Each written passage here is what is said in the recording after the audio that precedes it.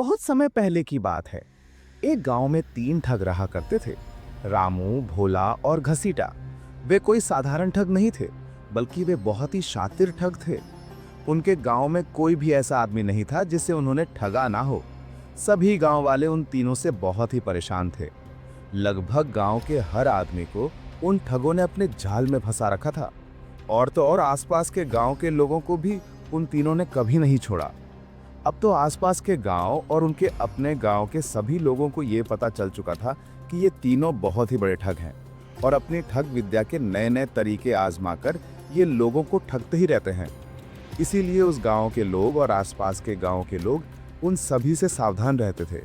जैसे ही किसी भी गांव के आदमी को उन तीनों में से कोई एक या वे तीनों सामने से आते हुए दिखाई दे जाते, तो गांव के लोग अपना रास्ता बदल लेते। इस तरह से अब उन तीनों को अपनी रोजी कमाने में बहुत ही परेशानी होने लगी थी। हालत ये हो चुकी थी कि अब उन तीनों के झांसे में कोई भी नहीं आता था। जब वे तीनों बहुत ही परेशान हो चुके, तो उन्होंने आपस में ये सलाह बनाई कि आसपास के गांव के लोग अब उनके बारे में जान चुके हैं, इसीलिए अब उनके चक्कर में कोई नहीं फंसता। तो क्यों ना किसी दूसरे नगर में जाकर कोई ठगी का काम किया जाए। वे तीनों इस बात पर सहमत हो गए और फिर वे तीनों किसी दूसरे नगर की तरफ चल दिए। चलते चलते उन तीनों को भूख और प्यास बहुत ही जोर के सताने लगी, लेकिन उनके पास तो एक भी रुपया नहीं था। ऐसी हालत में वो क्या करते, क्या खाते और क्या पीते। चलते चलते अब वे दूसरे नगर में पहुंच चुके थे और वे बहुत ज्यादा थक चुके थे। उन तीनों में से रामू सबसे बड़ा था। इस नाते से बाकी दोनों ठग उसे उस्ताद कहकर बुलाते थे। तब रामू उस्ताद ने अपने दोनों साथियों से कहा, भाइयों, अब कुछ खाया पिया जाए, क्योंकि चलते चलते हम बहुत ही थक चुके हैं और हम सभी को बहुत ही जोर से भूख भी लगी है। भोला ने कहा, पर यार हमारे पास तो एक फूटी कौड़ी भी नहीं है। रामू ने कहा, चलो भाइयों, इसका भी कुछ जुगाड़ करते हैं। नगर के बाजार में पहुंचकर वे तीनों इधर उधर नजरें दौड़ाने लगे, तो उन्हें सामने ही एक हलवाई की दुकान में तरह तरह की मिठाइयां सजी हुई नजर आई। जलेबी, लड्डू, बर्फी, रसगुल्ला, कलाकंद, न जाने क्या क्या। अब तो मिठाइयों को देखकर उनके मुंह में पानी आ गया और उनकी भूख और भी ज्यादा बढ़ चुकी थी। रामू ने भोला और घसीटा से कहा, चलो भाइयों, आज क्यों ना सबसे पहले इस हलवाई की दुकान पर ही अपनी ठग विद्या को आजमाया जाए। रामू की बात सुनकर बाकी दोनों साथी भी बहुत ही खुश हुए और वो चहकते हुए कहने लगे, हाँ उस्ताद जी, आप सही कहते हैं। घसीटा ने कहा, मेरा 20 साल का तजुर्बा है, पहले पेट पूजा, उसके बाद कोई काम दूजा। भोला कहने लगा, मैं तो 1 किलो मद्दू खाऊंगा। उसकी बात सुनकर घसीटा बोला, उस्ताद, मैं तो 1 किलो जलेबी खाऊंगा, गर्मा गर्म बन रही है, इन्हें देखकर ही मेरे मुंह में पानी आ गया है। अब रामू ने एक योजना बनाई और फिर अपने बाकी दोनों साथियों के कान में वो कुछ समझाने लगा। जब उन्होंने सारी योजना समझ ली, तो फिर अपनी योजना के अनुसार भोला और घसीटा दुकान के अंदर चले गए और दुकान में जाकर वो बैठ गए। अपनी दुकान में ग्राहकों को आया हुआ देखकर हलवाई और उसकी पत्नी बड़े ही खुश हुए। दरअसल बात यह थी कि दुकानदार लालाराम बहुत ही कंजूस आदमी था। उसने कभी किसी को कुछ नहीं दिया था। उसकी कंजूसी की वजह से ही उसकी दुकान पर ग्राहक धीरे धीरे कम होते जा रहे थे और आज तो सुबह से एक भी ग्राहक उसकी दुकान पर नहीं आया था। सुबह से बैठे बैठे पति पत्नी दोनों सिर्फ मक्खियां ही मार रहे थे। जब उन्होंने देखा कि 2-2 ग्राहक उनकी दुकान पर आए हैं, तो लालाराम बहुत ही खुश हुआ और अपनी पत्नी से कहने लगा, रामकली, देखो तो, आज तो भगवान ने हम पर बहुत ही मेहरबानी कर दी, एक साथ 2-2 ग्राहक भेज दिए। रामकली बोली, अजी, ऐसे खुश होते रहोगे या फिर जाकर पूछोगे भी कि उनको क्या चाहिए। लालाराम ने अपनी मिठाई की तरह अपनी जुबान पर चाशनी लगाते हुए बड़े प्यार से पूछा, भैया, कौन सी मिठाई तौल दूं? ये सुनकर ठग भोला लालाराम के पास गया और पूछने लगा, सेठ जी, जलेबी किस भाव दे रहे हो? लालाराम ने कहा, 10 रुपए की किलो। वो सस्ता जमाना था तो मिठाइयों के दाम भी कम ही हुआ करते थे। भोले ने कहा, ठीक है सेठ जी, 1 किलो जलेबी तोल दो, जलेबी गर्मा गर्म होनी चाहिए। लालाराम ने अपनी पत्नी को आवाज लगाई, रामकली गर्मा गर्म जलेबी लेकर आई और 1 सेर जलेबी तौलकर भोला को पकड़ा दी। भोला ने धीरे से कहा, ओहो, जलेबी के हाथ में जलेबी। रामकली धीरे से मुस्कुराई और चली गई।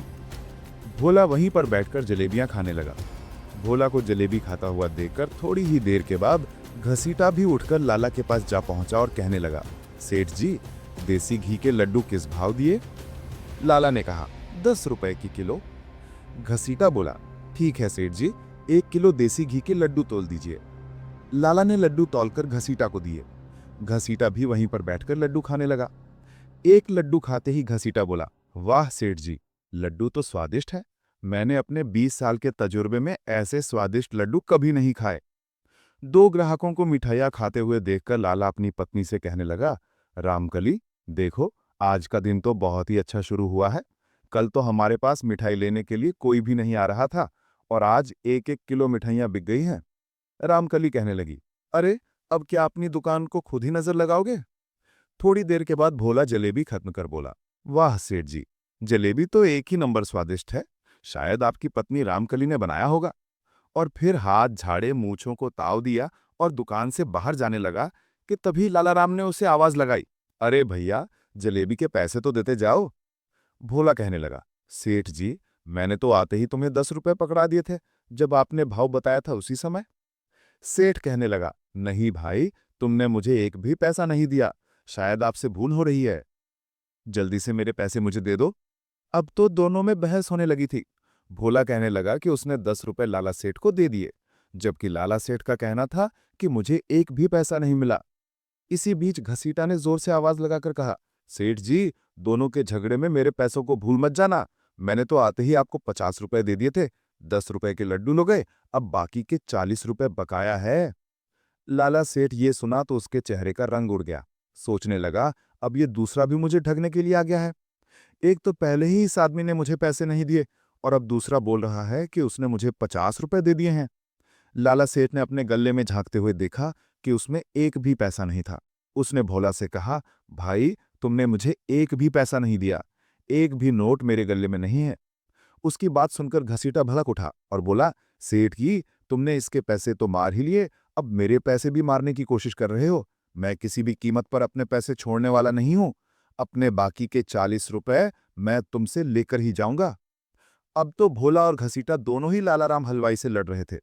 बाहर खड़ा हुआ उनका साथी रामू उस्ताद काफी देर से ये सब कुछ देख रहा था। वो दुकान के अंदर गया और जाकर बैठ गया। सेठ लालाराम ने रामू को वहीं पर खड़े हुए देखा था और उसे पता था कि ये आदमी शुरू से ही ये सारा खेल देख रहा है। इसीलिए लालाराम ने रामू से कहा, अरे भाई, तुम तो मेरी दुकान के बाहर खड़े हुए बहुत देर से ये तमाशा देख रहे हो। तुमने इन दोनों को आते हुए भी देखा और इन्हें मिठाइयां खाते हुए भी देखा। तुम बताओ कि क्या इन्होंने मुझे कोई पैसे दिए हैं? रामू बिना संकोच धैर्य से कहने बोला, इन्होंने पैसे कहाँ दिए? मैंने अपनी आंखों से देखा कि इन दोनों ने मिठाइयां लगवाईं और खाने के लिए बैठ गए। लालाराम भोला और घसीटा से कहने लगा, देखो भाई, ये आदमी झूठ तो नहीं बोल रहा। ये भी कहता है कि तुमने मुझे पैसे नहीं दिए। भोला और घसीटा अब पहले से भी ज्यादा भड़कने लगे और बोले, इस आदमी से क्या मतलब है? हम तो बस इतना ही जानते हैं कि हमने तो पैसे दे दिए हैं। लड़ाई करते करते वे तीनों दुकान से बाहर आ गए और वहां पर लोगों की भीड़ इकट्ठी हो गई। तब किसी ने ये खबर नगर के कोतवाल को दे दी। कोतवाल ने अपने सिपाहियों को भेजा कि उन 3 झगड़ा करने वालों को कोतवाली में पकड़ कर लाया जाए। कोतवाल के सैनिक आए और तीनों को पकड़कर कोतवाल के पास ले गए। अब वे दोनों तो कह रहे थे कि हमने पैसे दे दिए हैं। घसीटा के तो 40 रुपए अभी और भी बाकी थे, जबकि लाला सेठ का कहना था कि इन दोनों ने मुझे कोई भी पैसा नहीं दिया। मैंने अपने गले में भी देख लिया, उसमें वही पैसे थे जो उसमें पहले से रखे हुए थे। ये दोनों झूठ बोल रहे हैं।